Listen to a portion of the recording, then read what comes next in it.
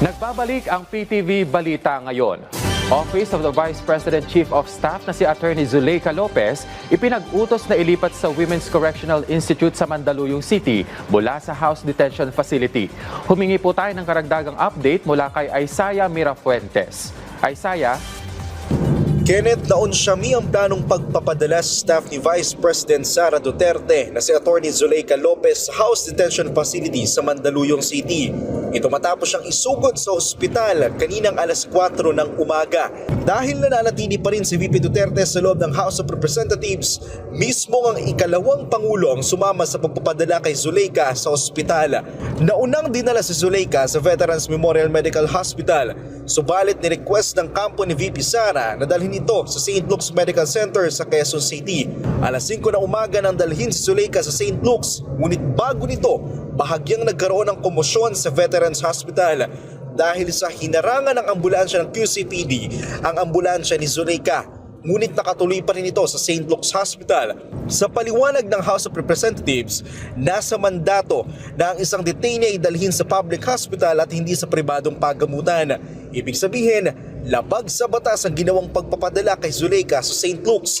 Maliban dito, sinabi rin ni Vice President Sara Duterte na siya na ang bagong legal counsel ni Zuleika.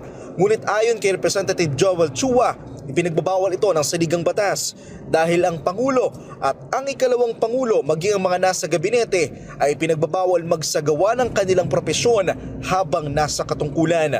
Sa ngayon, nananatili pa rin ang Vice Presidente at si Attorney Zuleika sa St. Luke's na nasa ilalim ng mahigpit na seguridad. At dumating din ngayong araw si Senator Bato de la Rosa sa St. Luke's Hospital.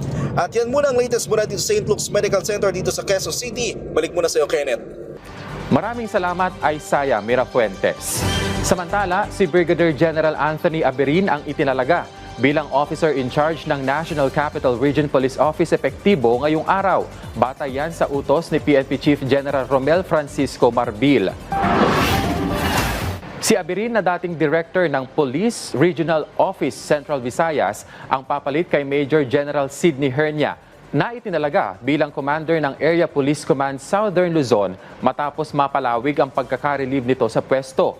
Kaparehong suspensyon ang naipataw kay Anti-Cybercrime Group Chief Major General Ronnie Francis Cariaga dahil sa pagkakasangkot ng mga ito sa raid sa isang scam hub sa Maynila noong October 29. Kabilang sa alegasyon laban sa dalawa at iba pang PNP officers ang umano'y extortion at pagmamanipula sa security cameras. Itinalaga si Cariaga sa Area Police Command Northern Luzon habang si Brigadier General Arnold Argente ay itinalaga sa PRO Region 12. At yan ang mga balita sa oras na ito. Para sa iba pang updates, i-follow at i-like kami sa aming Facebook at X account sa @PTVPH. Ako po si Ken Pasyente para sa Pambansang TV sa Bagong Pilipinas.